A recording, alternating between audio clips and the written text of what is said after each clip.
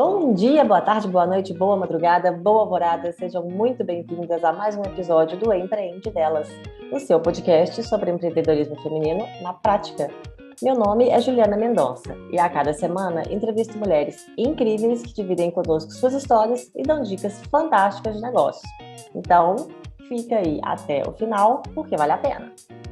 Bom, eu começo já agradecendo a todos que acompanham o programa, seja pelo YouTube, seja pelo Spotify, Apple, Google, qualquer agregador que existe por aí. Eu agradeço com um pouquinho mais assim, de vontade a quem me escuta pelo Orelo. Como eu já expliquei, é uma plataforma brasileira que remunera o meu trabalho, então me dá um incentivo a mais para continuar. E eu convido a quem ainda não conhece, não baixou ainda, que conheça, dê uma chance para esse aplicativo e dê uma forcinha a mais para eu continuar aqui esse trabalho top que eu estou amando fazer para vocês. Bom, a conversa de hoje é com uma artista incrível, que eu admiro demais, demais, demais. Sou super fã mesmo. A Nath Rodrigues, ela é multi-instrumentista, cantora, compositora, investigadora das artes cênicas, educadora musical e estudante de musicoterapia pela UFMG. A artista dedica seu trabalho à canção e à pesquisa de suas relações com o corpo em cena e suas possibilidades curativas, desde quem compõe, quem escuta e sobre quem consome a música. Gente, olha que coisa mais linda. Ela pesquisa os efeitos da música sobre corpo, mente e espírito. Eu quero, inclusive, saber qual que vai ser a conclusão dela. Bom, o seu primeiro disco solo, o Fractal, foi lançado em julho de 2019. Um álbum composto por 11 músicas inéditas que percorrem parte da trajetória musical da artista e sintetizam um pouco de suas influências até aqui. E olha só que top, gente. O Fractal tem participações de Chico César, Luísa Mitre, Vitor Santana, Sérgio Pererê e mais alguns outros nomes da cena musical mineira. O álbum foi listado entre os 100 melhores discos da música brasileira no ano de 2019 pela página Embrulhador. A Nath ainda apresenta suas canções em formato solo com o projeto intitulado Cordas Gerais, que já circulou por diversas cidades brasileiras, além de países como Argentina, Suíça, Portugal, Itália. Bom, e eu destaco aqui 2 clipes lindos dela, que eu amo, amo, Janaína e Ventania. Esse segundo ela lançou no passado. Clipe mais maravilhoso do mundo, que além de ser uma música perfeita, com um arranjo lindo, ainda tem paisagens incríveis. Então procura lá no YouTube, porque vale a pena demais. Ela também lançou na semana passada o Verso de Céu. Para variar, um arraso. Bom, mas ninguém aqui vem dar o play para me ouvir conversar fiado, né, gente? Então vamos saber o que mais ela vai contar para gente. Nath Rodrigues, que prazer enorme conversar com você hoje. Seja muito bem-vinda. Tudo bem com você? Obrigada, tudo bem? Eu que agradeço o convite. Adoro trocar ideias espontâneas. Ai, que ótimo! Ai, eu estou muito, muito, muito, muito feliz de conversar com você. Estou assim, um pouquinho menos nervosa agora. Já falei, sou muito sua fã, te acompanho há muito tempo, te sigo. Muito tempo, quer dizer, não tanto tempo, né? Um tempinho, mas já dá para saber um pouco de você. Eu já falei um pouquinho aí antes da sua história, mas eu queria que você se apresentasse para os ouvintes, né? Como você se descreve? Quem é a Nath Rodrigues? Natália Cristina Ferreira Rodrigues, sou eu. Sou mineira, sou nascida e criada em Sabará, que é uma cidade aqui da região metropolitana. E por ser uma cidade muito próxima, eu também desde cedo estabeleci uma relação muito próxima com BH, né? Enfim, já vinha para cá, tinha amigos aqui, comecei a ter uma vida profissional muito cedo aqui também, porque eu estudei música, comecei estudando música lá em Sabará, na Santa Cecília, que é uma escola de música super antiga que tem na cidade, formou muita gente, assim, e gratuitamente, enfim, é uma das é sede de uma das bandas civis dessas de sopro, sabe? Que saem tocando em procissão, mais antigas do Brasil, né? Olha Então, só. formou muita gente. E aí, a partir daí, eu estudei, depois eu estudei no Palácio, estudei na UENG, então eu tinha uma relação de ir e vir, assim, com BH, muito cotidiana mesmo. Daí eu acabei me mudando para cá em 2001, não, 2011, para estudar na UENG, eu estudei na Escola de Música da UENG. Legal. E, enfim, aí a vida se ramificou por muitas veias através da música e acho que todas essas veias são um pouquinho do que eu sou, assim. Tenho uma relação com a música instrumental, com o teatro, com a capoeira. Sou compositora, lancei um disco em 2019 e agora em maio eu vou lançar meu segundo álbum solo. Enfim, muita coisa, muitas portas abertas. Só sucesso, só sucesso. Você começou na música com quantos anos? Comecei na música com 6 anos. Eu comecei cantando num coral infantil. Enfim, na verdade, a música ela começou na minha vida, primeiro porque eu tenho uma madrinha, irmã da minha mãe, minha tia, que é cantora, ela é musicista também. Então, ela já tinha essa relação, né, de viver a música como profissão. E aí, os meus pais trabalhavam o dia todo e precisavam manter a gente com atividades, né, para a gente não ficar em casa ou na rua, enfim. Era a forma deles de prolongarem a nossa educação quando eles não estavam. Eu falo eles porque eu tenho outros 2 irmãos, um irmão e uma irmã. A gente tem diferenças muito grandes de idade, mas esse processo da educação artística, os meus pais, eles, enfim, proporcionaram isso para nós 3.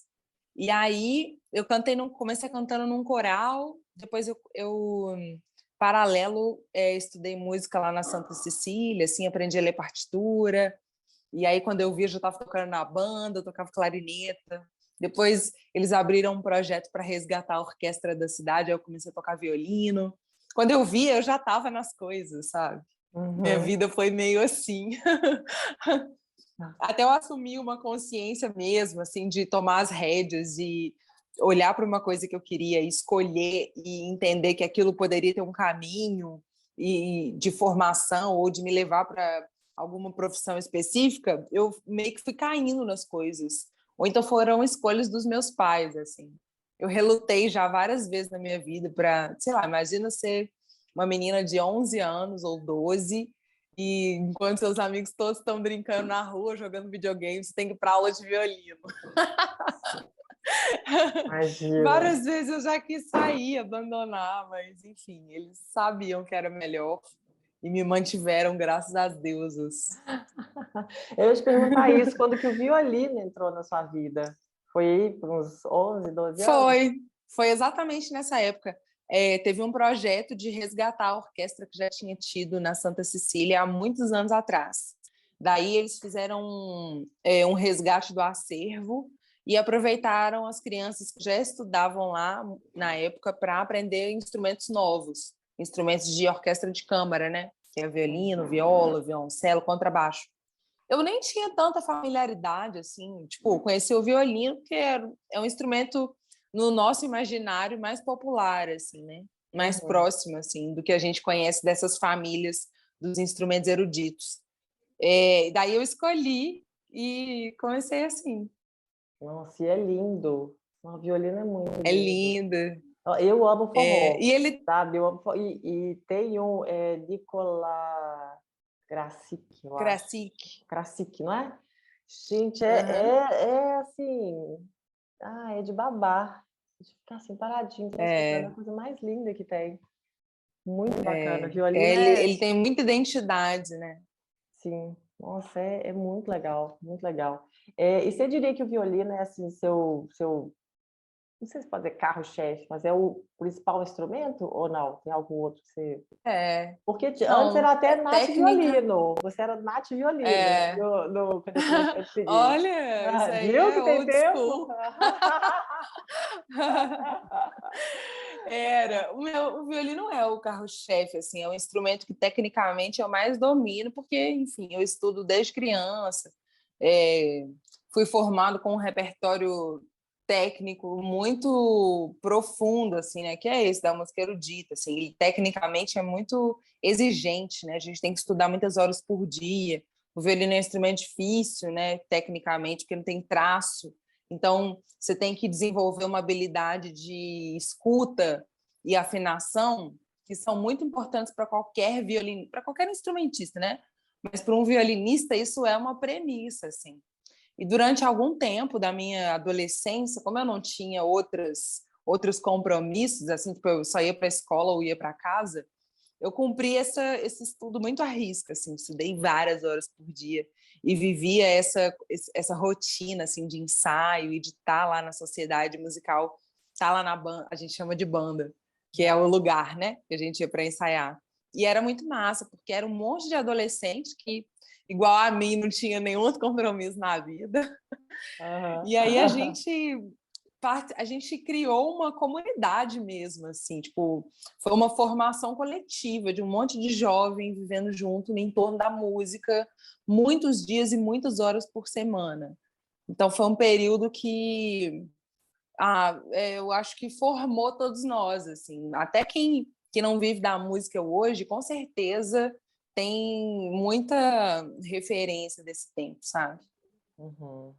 Nossa, que E bacana. aí você me perguntou o violino, né, como meu carro-chefe. Hoje eu uso o violino na minha música própria, assim, eu componho com ele em alguns momentos, e mesmo quando eu não estou com ele, eu acho que eu tenho uma linguagem de cantar e de perceber a música que vem dele, né? Tipo, essa coisa de fazer melodias mais elaboradas, não talvez não sei se elaborada é a melhor palavra, mas que caminham mais, assim, tipo, que tem mais essa característica de instrumento mesmo, sabe? Tipo, tem um timbre mais agudo. Acho que tudo isso vem do violino mesmo. Então eu identifico ele como meu carro-chefe. Apesar de hoje, enfim, me intitular muito mais como cantora do que como violinista só. Uhum. Mas, na verdade, você também é multi-instrumentista, né? É só instrumento de corda, tem algum... Porque eu já tive até no berimbau, né? Ou É, não? Ou já tem algum instrumento, é eu, outros tem eu, sido também. eu tenho uma relação muito próxima assim, com os instrumentos de cordas, porque por causa dessa técnica mesmo, né? Você, enfim, aprende um instrumento e é mais fácil transpor as habilidades que você já tem nele para outros que são parecidos, né? Tipo o Uhum. bandolim, o violão. E o berimbau, ele apareceu na minha vida pela capoeira, né? Eu sou capoeirista também, angoleira, e, enfim, eu entrei na capoeira por causa da música, assim, é muito mágico, sabe? É uma a capoeira ela tem pilares muito bonitos, assim. Primeiro que o corpo ele se expressa de uma maneira muito incrível, inacreditável, assim, o que os capoeiristas fazem. É balé brasileiro, sabe? Eu sempre achei E ao mesmo tempo fantástica. É. é, e ao mesmo tempo é luta, é confronto, tem embate real, né? E aí tem essa coisa da mandinga, que também tem esse quê não, essa referência direta da afro-brasilidade também, enfim, muitas coisas que sempre me interessaram muito. E aí eu comecei a estudar o berimbau nos treinos de capoeira e pensei, também posso subverter um pouco o berimbau na capoeira e trazer ele para a canção, né? Trazer ele usar ele como um instrumento acompanhador para o que eu vá cantar, assim. E aí é isso, assim, eu criei algumas músicas tocando ele, então ele, ao mesmo tempo, tem umas referências da capoeira, mas também ele cumpre um papel tanto de um instrumento harmônico que acompanha quem está cantando e de um instrumento rítmico, né? Porque ele é isso, você toca com baqueta. Então ele tem Uhum. esse meio do caminho aí que é muito interessante, cheio de axé. É sensacional. É sim. E você falou aí de referências afro-brasileiras. Você tem muito também, né? Nas suas composições. Né? De onde que vem Tenho. essa, essa influência toda? Você sempre quis, pesquisou, assim? Como que é? Ou você falou assim, vou fazer um álbum assim, disso? Porque, para ser bem sincero, eu sou bem leiga, eu não sei falar esses termos, mas sabe? Eu reparo nos seus termos, A mas eu gente reparo. tem Você uma fala do mitologia, Ilê, né? axé, dos nomes, eu não sei, assim, para falar. Mas eu reparei que tem É, como é que eu posso dizer? Uma constante, assim, no fractal, né? sim, Fractal, sim. 2019, né? A gente tem uma mitologia, né? Assim, presente na nossa história, né? Assim, a mitologia dos orixás mesmo, igual tem a mitologia grega ou a mitologia egípcia, com os deuses específicos de cada época, né? E cada um tinha uma relação com algum elemento da natureza, é, e aí as pessoas criavam suas próprias devoções com eles.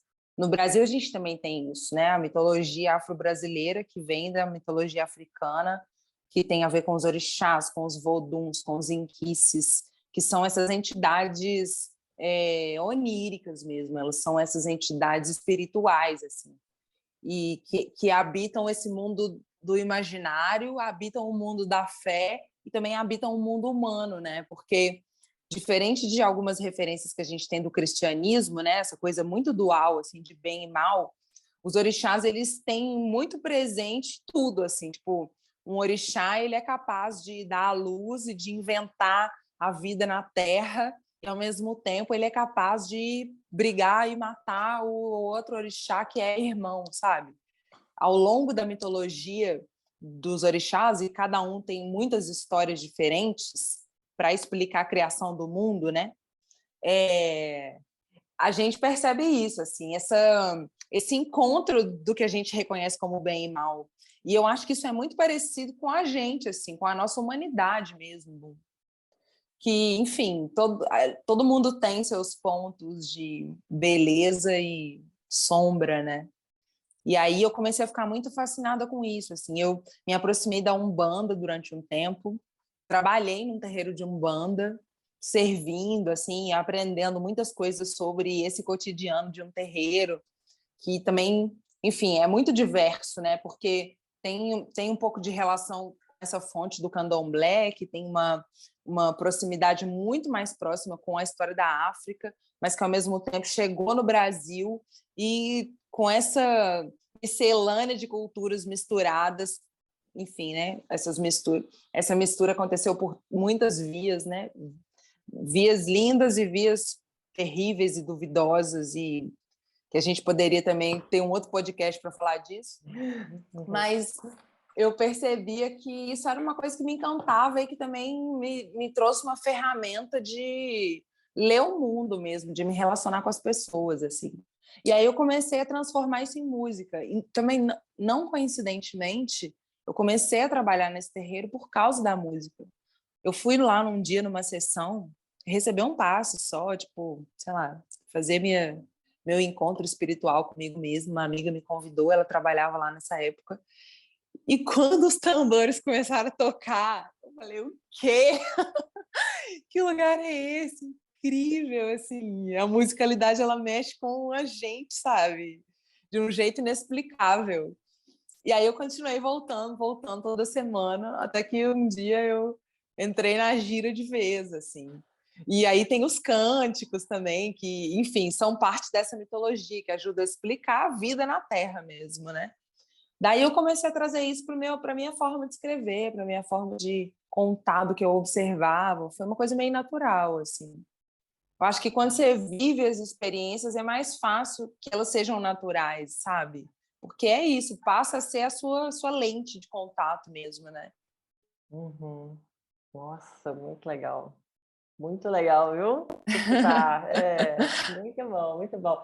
E isso tá também um pouco no a música do último, não sei se foi o último clipe, foi Janaína? Janaína. Ah, que coisa linda. Ah, que coisa mais linda. É, Que clipe mais maravilhoso. Aquilo foi na Bahia que você filmou? Foi Trancoso? foi em Salvador. Em Foi em Salvador? Salvador, numa praia que se Lindo. chama Solar da União, que inclusive, enfim, né, uma praia no centro de Salvador, ela é muito acessível assim de se chegar, mas ela acho que agora, mais recentemente, ela tem sido mais ocupada pelo turismo, assim, mas como ela era uma praia de pedra, não é uma praia de faixa de areia, né? As pessoas não iam muito lá, quem não era da cidade. E aí, nessa época, eu passei, tipo, um mês em Salvador. Eu estava num período de viajar muito, assim, por algumas cidades brasileiras, estava meio solta na vida. Ia para um lugar, eu ficava um mês, ia para outro lugar, eu ficava 2 meses, arrumava uns trabalhos, tipo, estava precisando viver essa experiência da Estamos solteira. vivendo, né? Estamos vivendo. E aí fui parar lá em Salvador, e eu já tinha... Eu ia começar a gravar o Fractal, e, enfim, Janaína já existia, eu já tocava as músicas Olha, eu achava que nas ele minhas tinha sido apresentações. de agora. Eu achava que ele era Não, recente. é assim, na era digital, passou 2 dias, já é antigo, né? Aham. Mas o Fractal é de 2019 e eu gravei Janaína, eu gravei o clipe lá em 2018. Olha E só. aí, é um lugar muito especial, assim, que, enfim, eu fiz um corre esse dia para gravar, tipo, foi muito por acaso. Eu conheci uma garota lá, que era artista visual, a Maiara Ferrão, e aí eu já estava em contato com ela estava me ajudando a elaborar esse roteiro, assim, ela que filmou. Só que ela não tinha câmera. E eu estava lá em Salvador também, conhecia pouquíssima gente. Ela Ah, trabalhava com audiovisual, mas, tipo, é, tava num corre, não tinha louco. equipamento.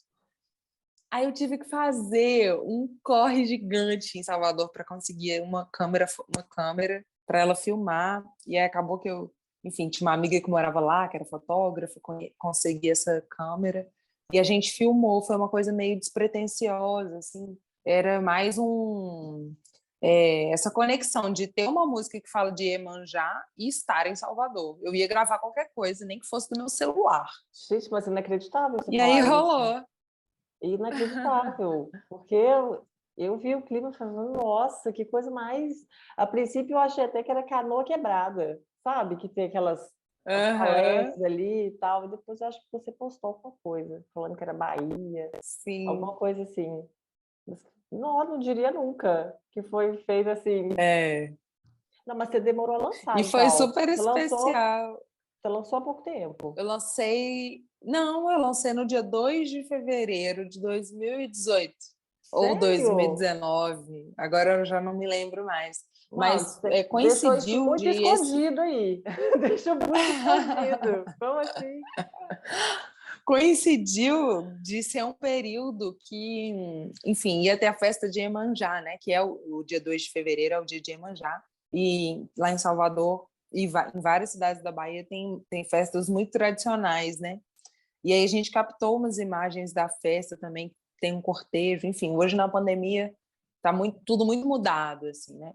Mas na época tem um cortejo na cidade que é lindo, vários barcos vão cheios de presente, entregar alguns presentes no mar, que em geral são flores, assim, é uma coisa linda, linda. E aí a gente captou umas imagens também e fizemos essa oferenda aí. Nossa, ficou muito lindo. Muito lindo. E que você falou que você teve como referência também, também não, né? Uma grande referência foi sua tia que já trabalhava com música. Mas teve alguma outra referência também, né, musical, assim, ou não, né? Alguma referência, alguém que te inspirou assim na música? Ah, nossa, tem muita gente. Eu nem sei se eu saberia listar. Tipo, sei lá, você estava me contando o No caso aí do dia que comecinho. te deu um. Ah, É, eu acho que as pessoas que estavam ao meu redor, assim, era quem mais me inspirava mesmo, né? Tipo, eu tinha um professor na época, o Diógenes Nébias. Foi ele que iniciou a gente nessa vida da música instrumental, né? E ele era muito legal, ele já tinha me despertado uma coisa da música brasileira, porque ele fazia alguns arranjos do repertório do choro para a gente tocar na orquestra. E era muito legal, porque quando você está estudando um repertório europeu, tipo, sei lá, Bach, Mozart, ou essa galera, né, dessa escola da música europeia, que é a música do pódio mundial, algumas coisas se afastam um pouco da gente. Aliás, é muito distante, né? Porque eles viveram num outro período da história, num outro continente, que tinham outras referências climáticas, que tinham outras referências, outra cultura completamente desconectada da nossa. E aí a gente meio... Enfim, hoje eu vivo muito menos esse universo da música erudita, mas na minha época eu sentia isso, assim, que por mais que eu estudasse muitas horas por dia, tinha uma coisa da insuficiência, tipo, nunca era bom o suficiente. Não que não fosse bom, a coisa estava ali, enfim. Eu entendi que estava tecnicamente bom, mas existe esse lugar da busca, que é bom também, esse lugar de buscar sempre um aperfeiçoamento técnico, mas ao mesmo tempo eu me sinto frustrada, porque eu nunca achava que eu era boa o suficiente. E aí, quando o Diógenes começou a trazer para a gente essas referências da música brasileira, eu entendi que eu poderia usar o meu instrumento, que tem essa origem erudita de um outro continente, não era o meu, para fazer música que eu consumia. Tipo, eu cresci ouvindo rádio, cresci ouvindo, sei lá, ouvindo rádio extra, assim, tocava Belo e tocava qualquer outra coisa ao mesmo tempo. E eu gostava. A Ai, minha meu mãe, Deus. a minha mãe sempre ouviu Bela é muito foda. rádio, fazendo tudo. Essa é a realidade. É isso, né? Assim, eu acho que no Brasil a gente tem esse desafio mesmo de conciliar as coisas que estão postas para a gente no nosso cotidiano brasileiro, né? Que, enfim, envolve várias coisas. E no meu caso, como sou uma mulher preta de uma cidade do interior, da periferia de uma cidade do interior, já é possível a gente traçar um panorama do que circulava a minha vida, né? Tipo, eu morava longe, eu tinha mais dificuldade de acesso a meios de transporte, eu andava muitas horas de ônibus para chegar até onde eu tinha que estudar música, quando eu vim estudar em BH. Enfim, era um bairro periférico, então o índice de insegurança também, ele começou a aumentar muito, porque, enfim, é uma cidade que tem mineração, né, Sabará. E a mineração, ela traz para o contexto dela, você sabe melhor que eu, sabe tão bem quanto eu que você mora em Patinga, né? A cidade que tem mineração, ela traz para o entorno dela um fluxo de pessoas muito grande, né? Vem gente de todo lugar trabalhar com aquilo e que tem um valor muito grande, né? Tipo, não para quem trabalha, mas para, enfim, para a própria indústria, para a própria empresa. E aí aquilo gera num lugar um índice de tráfego de pessoas muito grande e isso aumenta a criminalidade. Numa cidade que não é muito preparada para receber essa quantidade de gente, né? Então eu vivia nesse contexto. E a música, ela também diz respeito a isso, assim, que tipo de música as pessoas que estão vivendo nesse contexto consomem, como é a linguagem dessa música, sabe? Tipo, é muito música geográfica mesmo, assim. Eu acho que isso tem que ser levado em consideração, né? E ao mesmo tempo, enquanto esse meu universo comum aí da minha vida cotidiana com a minha família, meu bairro estava rolando, ao mesmo tempo eu vivia um descolamento, porque eu estudava um instrumento que me possibilitava aprender músicas de um outro continente, de um outro gênero musical, e eu tocava para classes sociais diferentes. Então, eu comecei a viver um não lugar, que era tipo assim, eu comecei a pertencer cada vez menos àquele lugar onde eu nasci e também não pertencia completamente a esse lugar que eu acessava, era tipo um microlimbo. E aí eu fui criando as minhas próprias ferramentas para fazer a minha ilhazinha aqui, sabe? Eu acho que por isso que rolou, deu certo, porque eu tinha ali o meu ponto de apoio em mim mesma, que foi traçado por esse lugar da música, assim. Devaneei, sabe, né? Que eu Sensacional. devaneei Sim, também, eu né? Eu já nem também. sei o que que você me perguntou. Eu fiquei junto aqui delirando, delirando. Eu tenho referência, Ai, entendi tudo. Foi lindo. ai. Mas então, vamos para aquele assunto que eu não deixei você falar antes da gente começar a gravar. Pandemia. Como foi essa Pandemia. pandemia para você? Tá sendo ainda, né? Porque agora, né, já Olha, faz. Ontem é, mesmo você se apresentou, é. não foi? Ou não foi ontem? Eu, Sim, ontem me apresentei. então já Ontem eu fui tá. cantar com uma Cauã. Não, Então tá já tudo muito mais tá mais. flexível. Sim, mas eu digo assim, né? Putz, vírus, fechou, cancela É, show, cancela tudo, não sai de casa, live, live, é, live, live, é, dancinha, TikTok.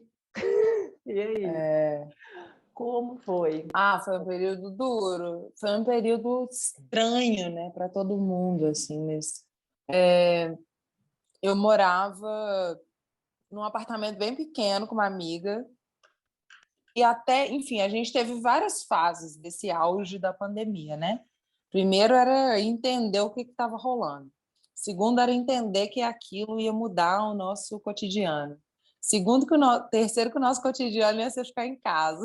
Nossa, nem me Quarto, que lembra. todos os trabalhos não iam mais acontecer. Então, tipo, foram processos de entendimento e aceitação, né? Que eles foram acontecendo, tipo trocar pneu com o carro andando mesmo. E aí, tipo, eu vivi uma experiência traumática, igual todo mundo, né? De não ter trabalho, não ter perspectiva de alguma coisa mudar num futuro próximo, ou, enfim, eu perdi pessoas próximas com a pandemia, e ao mesmo tempo eu ganhei algumas outras coisas muito importantes, assim, eu e meu companheiro decidimos morar junto nesse tempo, e ele é cozinheiro, ele é chefe de cozinha.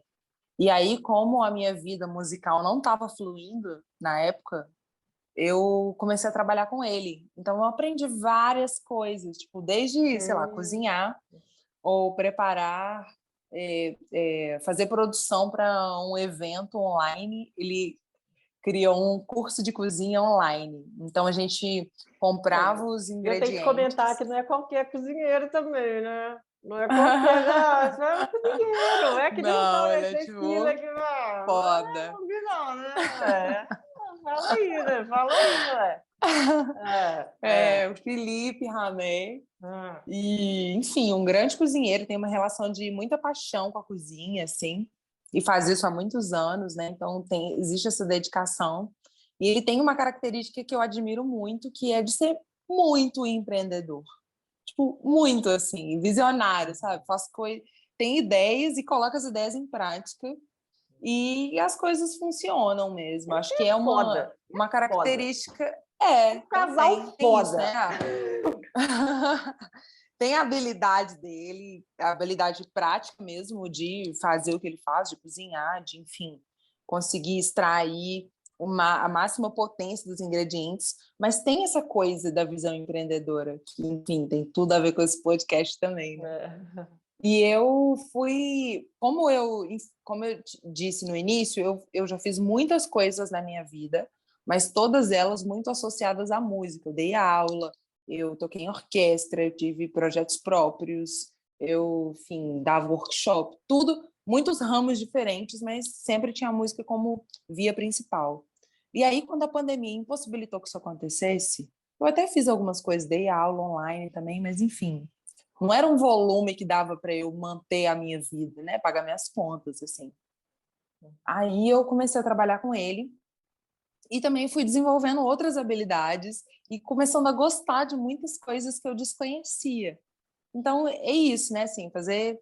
Aí eu estava contando que ele criou um curso de cozinha online. Então a gente comprava os ingredientes, comprava as vasilhinhas lá, agora esqueci o nome disso, para porcionar, mandava para as pessoas e a gente entrava numa live para todo mundo cozinhar ao vivo junto pela live.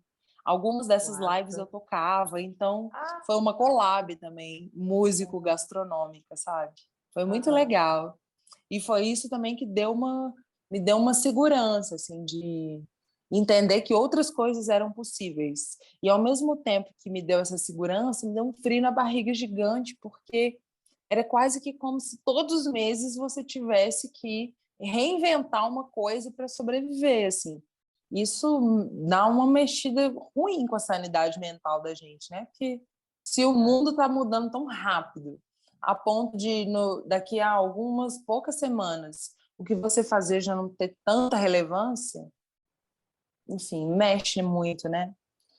Mas aí, ao mesmo tempo, nesse período, eu gravei um disco, que é o que vai sair agora em maio, O Fio, e ele também tem esse nome porque, enfim, diz um pouco dessas conexões todas, né, que vieram nesse momento, do meu desejo de estar interligada com outras pessoas e de alguns devaneios também, né, esse fio da vida, assim, o que segura a gente aqui nesse plano, né?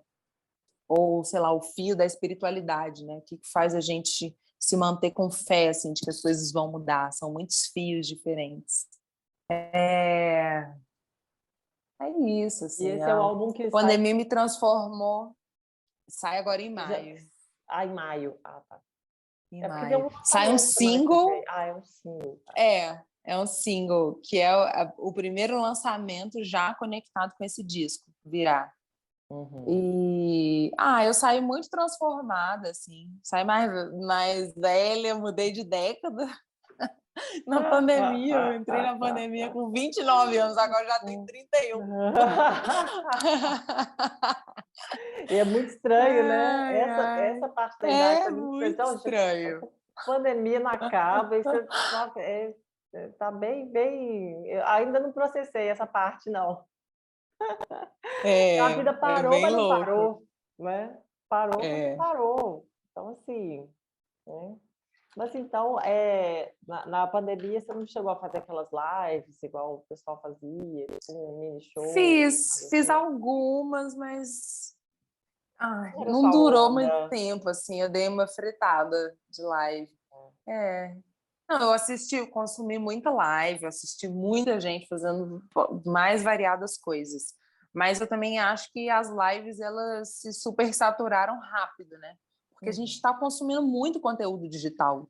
Então, tá ali presente faz sentido se aquilo, enfim, tem uma, sei lá, consegue te remunerar, ou enfim, é muito relevante.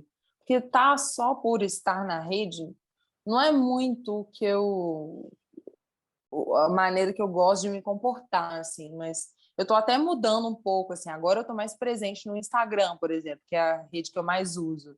Vou lançar um disco, entendi que é importante ter um posicionamento digital. Eu neguei isso durante muito tempo. Enfim, a minha relação com o Instagram era, quando eu queria estar frenética, presente, eu estava presente. Quando eu fritava, eu sumia, falava nada. E aí também Eu fui quero ter minha entendendo a vida, mecânica. né? Minha vida é minha, É, é particular, é. sei Fui como. entendendo a mecânica disso também, de como funciona o algoritmo, né? De como as marcas estão presentes lá dentro, assim, de como as pessoas têm acesso ao seu trabalho, enfim. Eu acho que é um desafio de dosar mesmo, assim, de Uhum. conseguir estar presente, mas ao mesmo tempo não ter que escancarar também sua vida, assim, ou coisas que te expõem a ponto de você ficar muito vulnerável, de não ganhar alguns likes, sabe? Uhum. É, tem que não, né? O ideal é expor alguma coisa, mas ter algum limite ali, né? É, Mas é complicado, porque a impressão que é trabalho. O Instagram não é mais é aquela trabalho. entretenimento de entrar. Para mim hoje também, porque o meu Instagram pessoal mesmo, quase quase não uso. Eu sempre tive preguiça, outra geração, falei, não, eu tô velha para não é para mim, mas agora com podcast é um negócio, não, tem que gerar conteúdo, tem que, às vezes, no começo, então, eu fiquei até meio revoltada, sabe? Mas por que que eu tenho que fazer isso? Por que que eu tenho que postar isso? Uhum. Falar, não quero e tal. Mas é o que você falou, você começa a entender como é que funciona, a encarar como trabalho, não encarar como lazer, não encarar como... É, Então, acho que a pandemia teve uma influência nisso aí também, né? De até a aceitar coisa ter foi uma outra mudando. habilidade, de repente. A coisa foi mudando com a gente dentro, né? Muito doido isso. Muito É, doido. é o que Nossa, é o que se você teve uma falou, coisa né? que me salvou nessa pandemia foi terapia. Isso aí foi muito importante, assim. Pois é, terapia só comecei agora, umas 2 semanas. Devia ter começado antes. Agora eu vejo, né? Agora eu falo, Melhor eu comecei. investimento. Pois é, pois é. Mas também tem um outro ponto agora, né? Passada a pandemia aí, mais ou menos, não completamente, mas aí isso eu acho que é recente, né? Que você fechou com a Macaco. Sim. Então, e aí agora você está com eles e quais são as perspectivas agora? Como é que é? Já tem show, Ah, eu tô. show, álbum novo, tudo novo? Como é que tá? É, eu tô adorando trabalhar com as meninas, né? Elas, enfim, é uma equipe.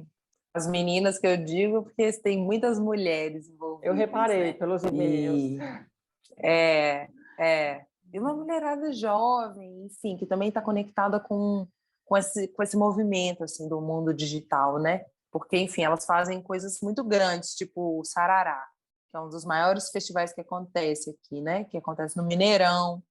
Elas trabalham com estruturas muito grandes, né? Contratam artistas de nível nacional.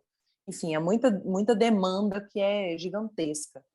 E aí, com a pandemia, que elas também tiveram que reorganizar o selo, aliás, reorganizar a produtora, né? E, enfim, aí nasceu o selo, que também tem uma relação mais íntima assim, com o artista, de gerir a carreira, de publicizar o álbum.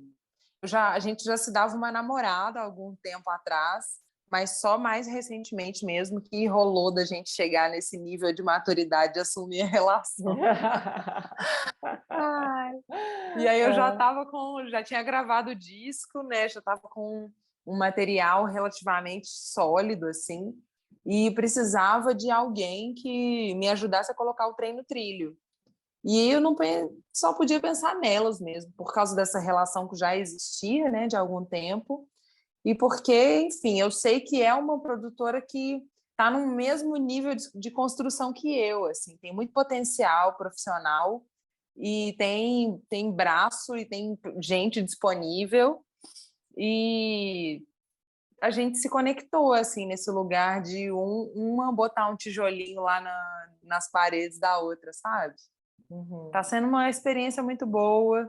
Eu estou sendo muito bem assessorada, assim, em termos legais até, assim, né, no jurídico de tudo, entender a música entender a minha vida e a minha profissão como um negócio mesmo, sabe? Tipo, entender a música como um produto e isso não ser ruim, não é ruim entender o que você produz como um produto comercial. E é muito louco porque no meu nicho musical, né, que em geral é a música brasileira independente, eu acho que é um circuito que existe um pouco de preconceito, talvez não seja a palavra, mas um desconhecimento e uma micro-repulsa assim, de artistas que têm um suporte por trás, eu acho. Porque durante muito tempo esse suporte significou separar artistas e colocar quem não tinha, quem estava no corre independente, como um artista menor e mais desqualificado. Eu acho que durante muito tempo existiu esse Olimpo dos artistas, enfim, que tem uma rede de apoio e do resto dos artistas, que tem que fazer o corre por si só. Como se os Aí eu também independentes, tenho esse... como se os independentes não não fossem tivessem competentes o valor. suficiente para ter Exato, uma produtora. Né? exato. Então existe um desentendimento, eu acho, dessas duas engrenagens profissionais, assim. E aí eu acho que a gente também está vivendo um período de desmistificar isso, de trazer cada vez mais e mais assim a música independente, a arte independente para esse lugar de de também servir ao mercado, sabe? Porque é isso, assim, eu acho muito eu durante muito tempo é, neguei o dinheiro, sabe, na minha vida, neguei o poder, porque eu achava que isso tinha características masculinas e uma característica do patriarcado e que eram características opressoras. Então eu neguei esse lugar e ao mesmo tempo fazia coisas incríveis, mas estava sempre num perrengue assim. E não conseguia construir coisas sem doar minha alma, sabe? E aí, mais recentemente, inclusive por causa da pandemia, eu comecei a curar essa minha relação com o dinheiro, com o poder, com a vontade de construir coisas sólidas, as coisas começaram a girar. E outras pessoas que também estavam com esse desejo começaram a se aproximar e a gente está fazendo juntas. E eu acho que porque é um monte de mulher, é possível subverter essa lógica da opressão, sabe? Tipo, elas não são minhas funcionárias, elas são minhas parceiras, elas são minhas companheiras. E a carreira delas, se depender de mim, vai ser muito abundante, porque eu também quero que seja para mim. Eu acho que Bacana. algumas chaves... Essa pandemia, velho, essa pandemia tá virando... Quem tá disponível para as viradas de chave vai ter um pouco de sofrimento e um pouco de trabalho, porque qualquer mudança é dolorida mesmo, mas vai se transformar numa pessoa muito melhor, eu acho. Muito mais disponível para esse mundo cheio de novas informações e novas formas de se conectar com o outro que está aí. Tipo, não tem passo para trás. É o que eu estava te falando. Antes da pandemia, eu estava fazendo o quê? Bitoladaça, estudando para concurso. Sofrendo. Eu também. Mudou muito, né? Mudou muito. Muito. Ai, imagina isso, tipo assim, tem pandemia, não tem concurso. Não, pensa, estudar para o concurso com 2 crianças e um marido dentro de casa. Todo mundo lá, mamãe. Você é a funcionária do mês da sua própria casa, né? Ai, é rir de desespero. Mas no final dá tudo certo. Deu certo, está dando certo. E o resultado aí, ó, esse podcast maravilhoso. Que estou amando, aprendendo insanamente. Nossa Senhora. Sensacional. Delicioso. Pois é, mas então, vamos às dicas. Vamos primeiro às dicas de negócio. Uma dica para quem quer também empreender com música. Quem trabalha com música, quem ficou perdido aí na pandemia. O que você diria para alguém assim? Uma coisa que foi muito importante no meu processo formativo foi escutar muita música diferente, assim, de vários gêneros, sem julgamento, sem juízo de valor, assim, que é bom. Enfim, né? É óbvio que o nosso senso crítico não pode ser deixado para trás. Mas eu acho que eu comecei a estudar musicoterapia 1 ano antes de começar a pandemia, lá na Federal. E a musicoterapia, ela é uma veia da música que tem menos a ver com a música e mais a ver com a saúde. Porque é como você entende a música como ferramenta de cura para quem tem, enfim, para qualquer pessoa, mas em geral para quem tem doenças neurológicas, que é o foco principal da musicoterapia lá na UFMG. E aí, a musicoterapia, ela desconstrói muitas coisas que os cursos tradicionais de música têm, que é justamente esse juízo de valor do que é bom, do que é música boa e do que é música ruim. Não tem muito isso, porque a gente parte do pressuposto de que todas as pessoas têm sua própria relação com a música, qualquer que seja ela. E essa música vai te trazer uma memória afetiva. Então, você pode ouvir uma música de merda, mas você pode... De merda, entre aspas. Mas aquilo te faz lembrar algum momento incrível da sua vida e aquilo está ali cravado no seu cerebelinho. E não tem quem tire isso falando que a harmonia é ruim, que a melodia é desafinada. Não tem quem tire isso. Isso é a sua impressão digital musical. E aí, isso também mudou muito uma chave na minha cabeça de como consumir música. Então, eu dou essa dica para as pessoas, assim, que ampliem o seu leque de consumo mesmo, que ouçam coisas diferentes, variadas, de lugares diferentes do mundo, porque a gente assimila isso de maneiras que a gente nem sabe? E tudo isso vai virando referência mesmo. Esse disco que eu vou lançar agora, o Fio, eu estou cantando em outros 2 idiomas. Eu canto uma música em francês e uma música em espanhol. Por que esses idiomas? Eu até fiquei, enfim, me questionando sobre isso agora nesse período guerra, né? Sei lá, pensando um pouco nesse lugar de um país colonizado, por que eu estou cantando em francês e espanhol, né? Mas aí, a minha memória desses idiomas, primeiro, enfim, tem muitas coisas que se conectam com isso. Um é o meu interesse por fonemas diferentes. A minha relação com o canto passa muito por esse lugar de experimentar a voz de um jeito que não é o jeito cotidiano. Então, cantar em outra língua é muito legal, porque te faz usar uma musculatura diferente. Tipo assim, você opera numa nova chave. E a sua voz muda com isso. E esse novo lugar da voz é muito potente assim para você ter outras ferramentas de timbre, de jeito de cantar, de jeito de se expressar.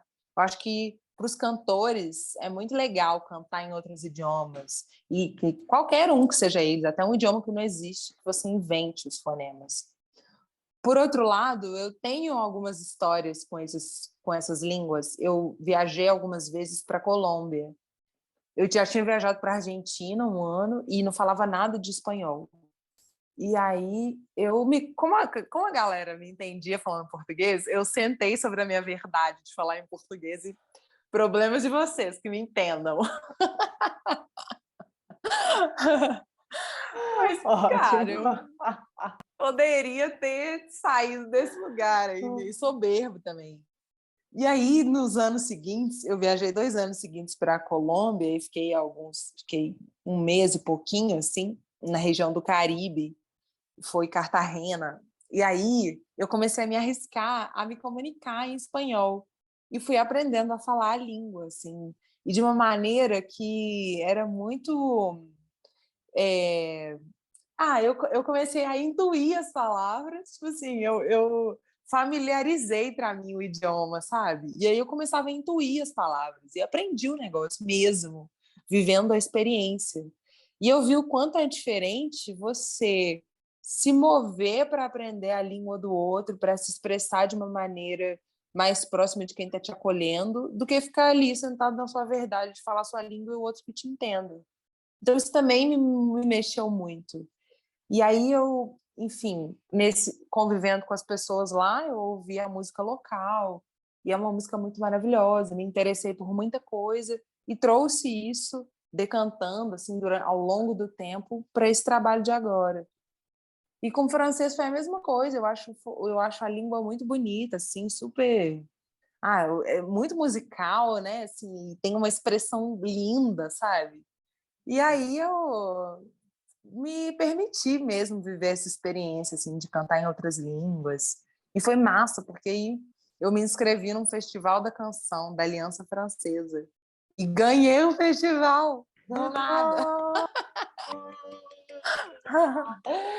Show! Espetáculo essa mulher, gente. Assim, ó, sem querer. Tropecei e ganhei um prêmio, gente. Você acredita? Pois é, aí foi isso. Nossa, E aí, então, a maravilha. minha dica para as pessoas é que consumam coisas distintas. E isso não só na música, Sem sabe? preconceito, Em né? tudo. Sem preconceito, literatura, qualquer coisa que seja, assim, que envolva algum outro conhecimento cultural que não seja o seu de berço, faz muita diferença para a gente. Então aproveita e indica alguma coisa, uma dica cultural, um livro, um filme, uma série, um álbum, alguma coisa para a pessoa diversificar aí, o repertório.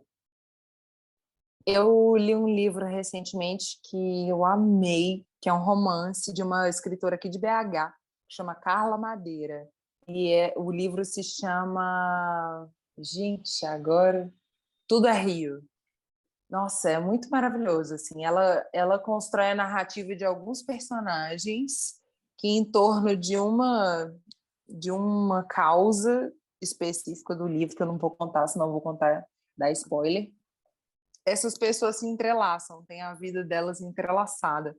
E aí ela começa a descrever essa personalidade de cada uma das personagens, de uma forma que, a princípio, parece até meio, enfim, alguns personagens meio caricatos, tipo a esposa, a puta, o marido, tem esses arquétipos assim que a gente já reconhece um pouco na literatura, mas que ela trata de questões que vão se aprofundando tanto sobre a identidade psicológica de cada um, que é muito surpreendente assim, como esse fato une cada um deles e como cada um deles também tem uma personalidade e uma história que faz a gente se identificar, assim, justamente por esse lugar de ter muitas belezas e também ter muita sombra, sabe? Foi um livro que eu amei, assim. E ele também, enfim, traz um pouco dessa coisa das relações não monogâmicas. Na verdade, nem é literalmente não monogâmica, é porque rola uma traição. Não uma traição, não. Eu não vou dar Dá um spoiler spoiler. mesmo, não. Acho que as pessoas vão ter que ler.